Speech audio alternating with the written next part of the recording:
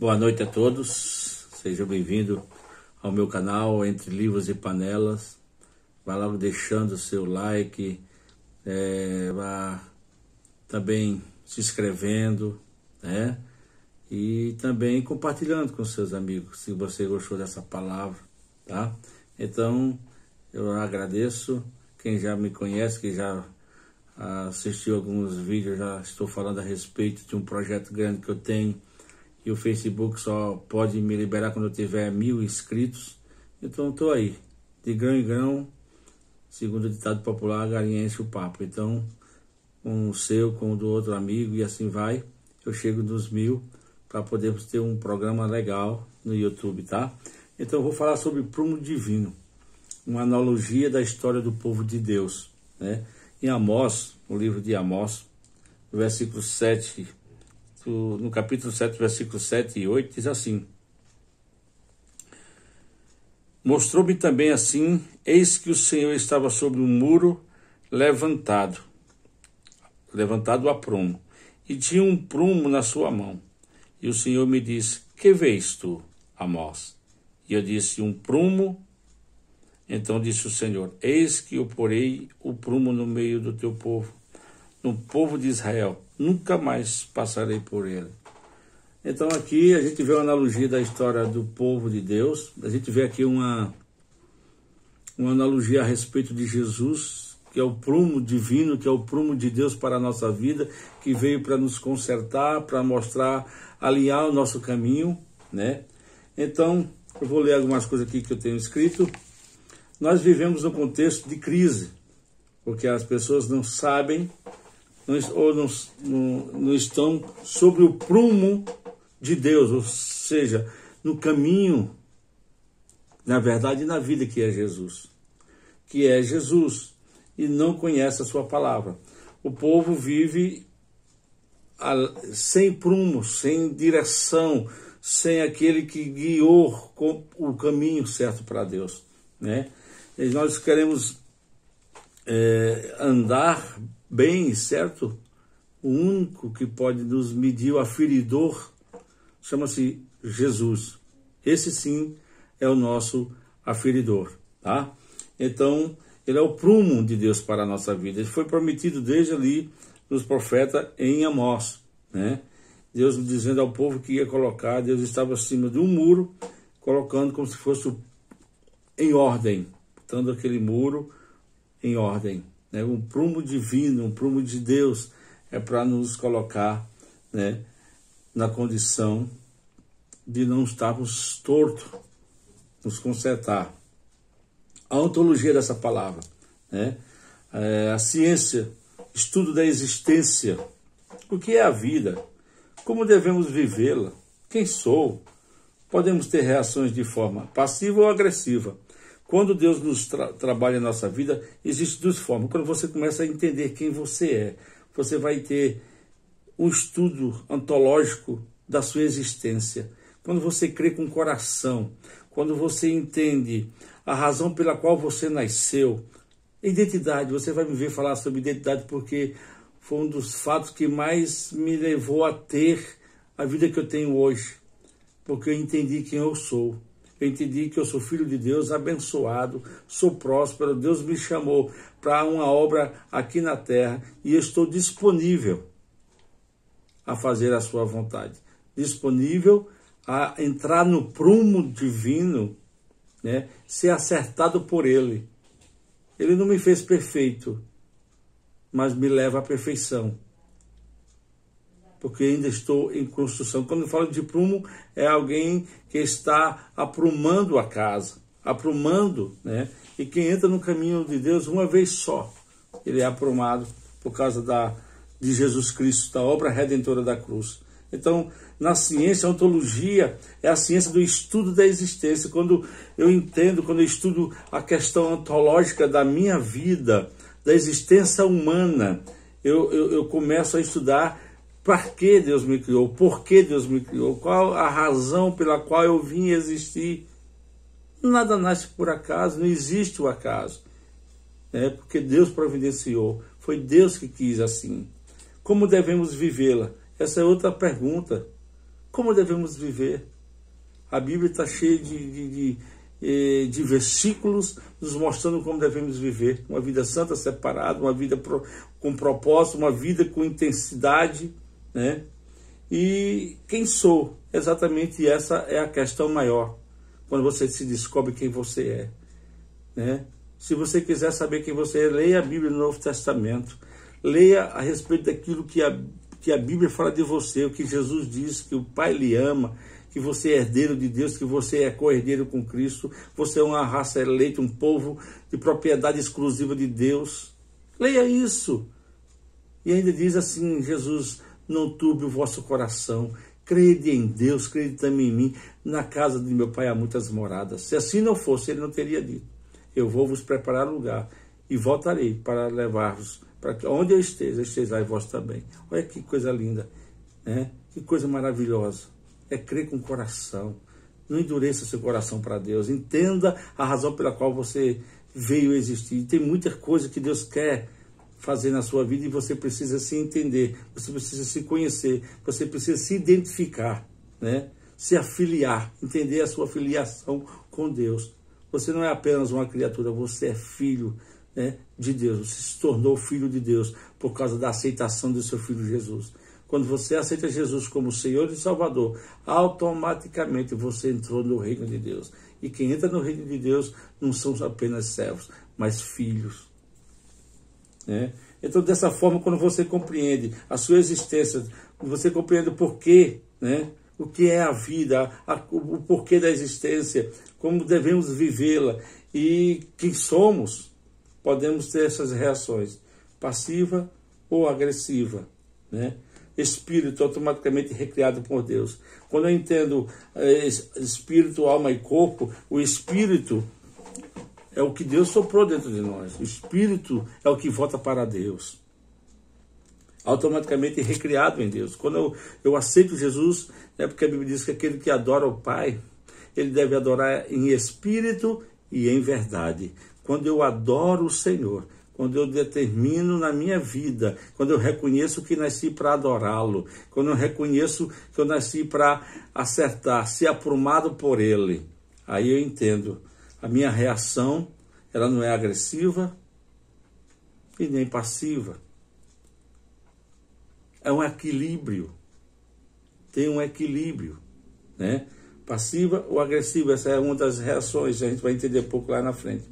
Automaticamente recriado em Deus. O espírito é assim, né? A alma, o que é a alma? A alma é o nosso psique, é aquilo que nos determina, aquilo que a gente declara ser em nosso corpo. A alma ela tem que estar submetida ao espírito, né? Muitas vezes em fragaios, quebradas, feridas, amargurada, sempre no processo de cura e de santificação. A alma ela precisa ter esse processo, né? A alma ela precisa aceitar o espírito mais. Porque o homem ele aprendeu a dominar a alma, a querer fazer as coisas pela força do braço, pela sua inteligência, né? E não submete o espírito. O espírito é forte, a carne é fraca. Mas não quer dizer que a gente viva em fracasso, em frangalho sempre.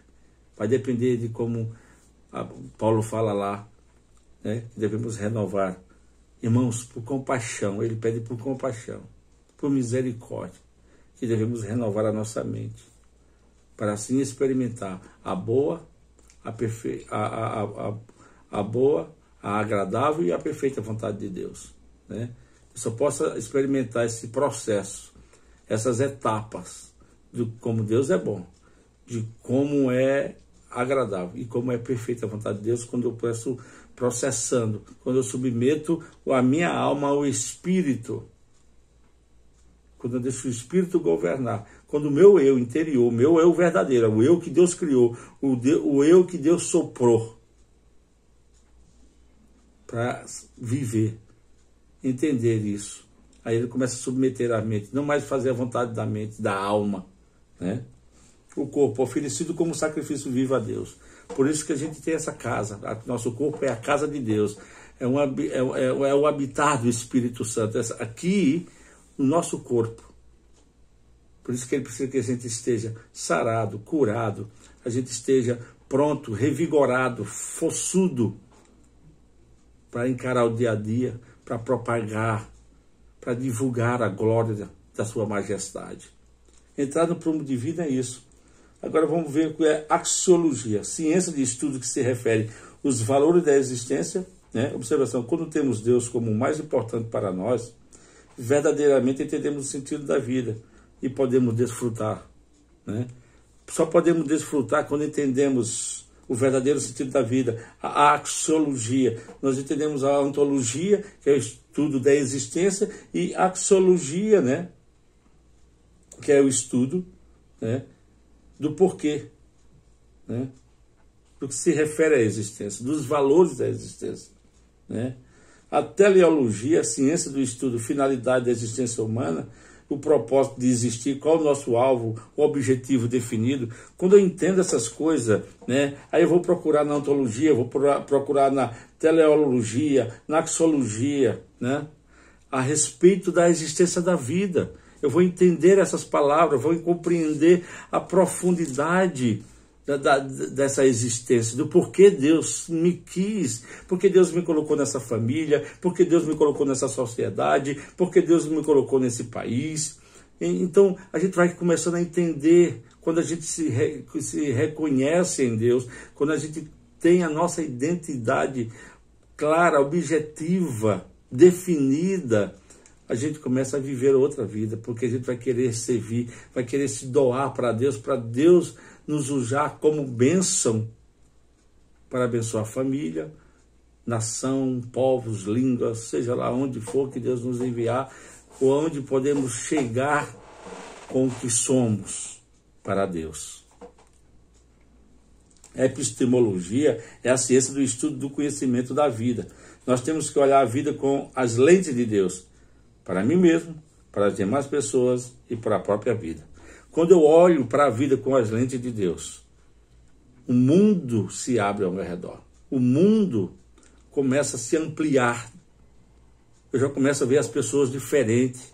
Quando eu olho a vida como Deus a vê, eu não julgo mais as pessoas pelas atitudes dela, pelas escolhas dela. Não! Eu vou ser como Jesus, o nosso prumo. Jesus é o nosso prumo. Jesus é nosso mediador. É Ele, sabe, que nos leva lá para as alturas, para compreendermos a grandeza do amor de Deus, que é muito maior do que a capacidade humana de raciocinar, de pensar, de querer estudar. Por isso que as pessoas se perdem, por isso que muita gente se enlouquece em querer entender Deus, porque não é pela mente que vai entender Deus. Entender Deus é com o coração. Não se turbe o vosso coração. Uma das frases que eu gosto muito. Não deixe seu coração se entulhar de tanta besteira, de tantas coisas, a xomeologia dos homens. Não. Em Provérbios 4, 23, eu vou ler rapidinho, né? Provérbios 4, 23. O que é que diz esse Provérbios? Diz assim: sobre tudo que se deve guardar, guarda o teu coração, porque dele procedem as saídas da vida. Guarda o teu coração, porque sobre tudo que se deve guardar, guarda o teu coração, porque dele procedem as saídas da vida, no plural. Existem muitas formas, muitas coisas, e é necessário a gente estar com esse provérbio, né? A hereditariedade do poder de Deus, ela não pode ser mudada, a hereditariedade não muda, sabe, querido? Somos herdeiros de Deus. O diabo tentou tirar isso, cegar o humano, cegar a raça humana daquilo que Deus nos deu. Então é preciso que a gente entenda, compreenda a hereditariedade que foi dada por Deus quando soprou nas narinas do homem a vida. E o Satanás roubou a terra do homem, o invejoso, o mentiroso, o enganador, o ladrão, porque o mundo jaz no maligno, mas não é dele. Enquanto o homem não entender isso, ele é roubado.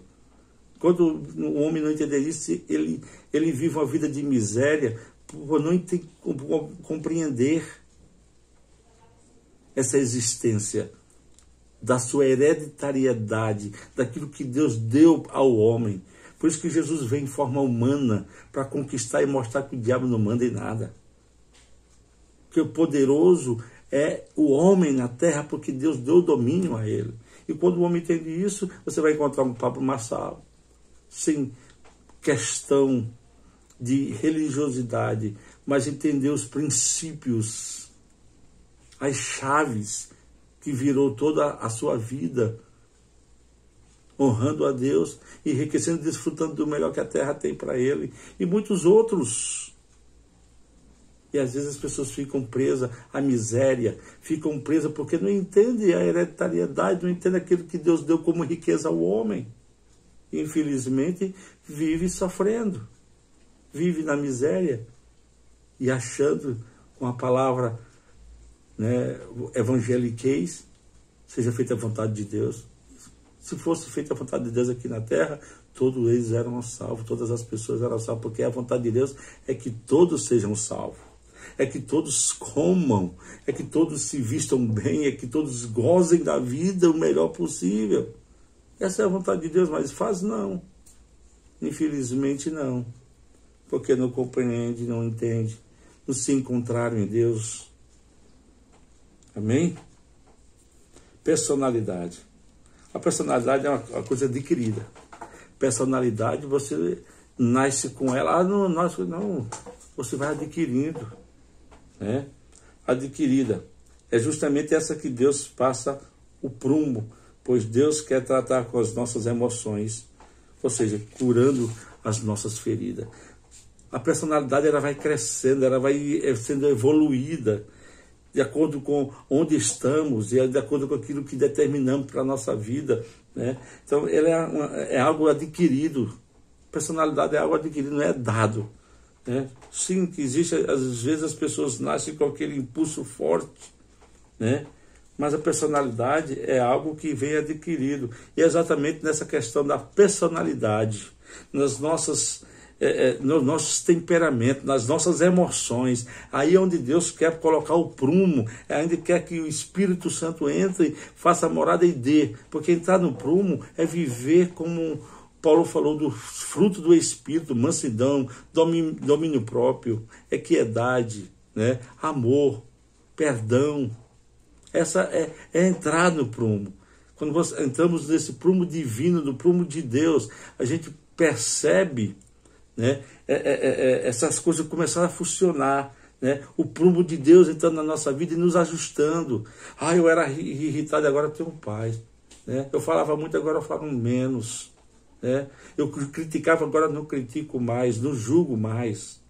Né? Começa a compreender o porquê Deus nos chamou, a razão pela qual vivemos, né? Essa existência na nossa alma, a gente começa a compreender as nossas fraquezas, compreendemos, mas aí muitos usam a religiosidade, né?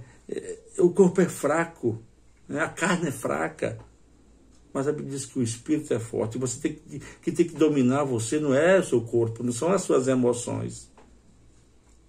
É o Espírito. As emoções ela pode ser submetida ao Espírito Santo e gozar, né, dos frutos do Espírito. Já que muita gente não entende na Bíblia, e Deus levantou agora pessoas maravilhosas como os coaches para ensinar inteligência emocional, gestão emocional, que já era para estar acontecendo há muito tempo dentro da igreja. Às vezes a gente vê as igrejas sem estar agindo, né, nos frutos, ou no fruto do Espírito. Mansidão, domínio próprio, equidade, amor, né, compaixão pelos demais.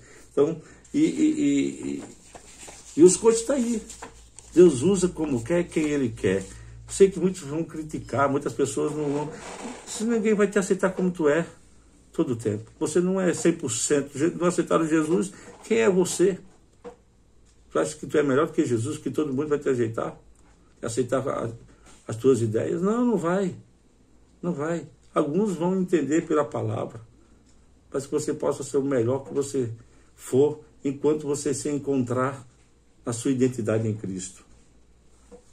E muitos vivem no engano, né? Ezequiel, vou abrir essa palavra aqui para a gente entender um pouco. Ezequiel 13, né? 13, essa palavra muito poderosa, é uma palavra que revela todo o engano, né? 13, 15 e 16. Ezequiel 13, versículo 15 e versículo 16. Assim cumprirei o meu furor contra a parede e contra os que a rebocam de cal não adubada, e vos direi: a parede já não existe, nem aqueles que a rebocaram. Os profetas de Israel, que profetizaram de Jerusalém, e veem para ela visão de paz, não havendo paz, diz o Senhor, Jeová. Veja de novo, vou ler de novo. Assim cumprirei o meu furor contra a parede e contra os que a rebocam. Estou falando de pruma aqui, né? De cal não adubada, ou seja, botaram só os tijolos e colocaram o cal. E vos direis: a parede já não existe, nem aqueles que a rebocaram, ou seja, já foi derrubada. As mentiras, o engano, cai por terra. Os profetas de Israel que profetizam de Jerusalém e veem para ela visão de paz, não havendo paz, diz o Senhor Jeová. Né? Dizendo que a paz, engano, né? A mensagem positiva e negativa são as construções de nossas vidas. Sempre vai vir mensagem positiva e negativa. Eu tenho que ter uma escolha. Qual delas eu aceito? Quais elas eu quero me mover? A positiva ou a negativa? Qual é a palavra que eu quero me mover? Em cima da positividade ou na negatividade? Né? A figura de autoridade que pode exercer a função de um falso profeta no decorrer do nosso desenvolvimento psicológico, que afeta toda a nossa vida. Você sabe, a gente vai recebendo instruções de muita gente na sociedade. Os primeiros são os nossos pais, né? A gente recebe dos nossos pais, né, coisas positivas e negativas, né? Antes de entendermos de Deus, entendemos nossos pais. Por isso que muita gente não se aproxima de Deus, porque os pais é antagônicos a Deus. Tudo que os pais fazem não tem nada a ver com Deus, mesmo que às vezes preguem Deus, mas a vida que eles vivem não condiz com o que Deus quer que eles vivam, não está no prumo. Infelizmente os filhos veem Deus da forma que vê. Às vezes um Deus carrasco, às vezes um Deus bem longe, um Deus que só cobra, né? E não é isso, infelizmente, né? Essa é a forma negativa, né? Entendemos nossos pais e as palavras dele para nós ter uma eficácia para sempre, e onde formamos nossa personalidade, boas e maus. É onde nós formamos, primeira pessoa, são os nossos pais, onde formamos nossa personalidade, onde achamos que a vida é assim, porque os nossos pais são os nossos modelos, os nossos primeiros mentores, e esses mentores muitas das vezes nos levam a ter uma vida e uma personalidade totalmente negativa, aquém da vida que Deus quer para nós. Essa é a realidade, né? Pais, depois vem os professores, onde colocamos nossos filhos, onde nós fomos também, que passamos, né, a sociedade. Os professores são tão importantes muitas das vezes quanto os pais, às vezes até muito mais do que alguns pais, né? Pois são formadores de opiniões e muitas das vezes de caráter. Dependendo de onde nossos filhos estão, com quem nossos filhos estão, os professores formam o caráter de nossos filhos. Às vezes os pais formam esse caráter, mas às vezes os professores, né, formam o caráter de nossos filhos.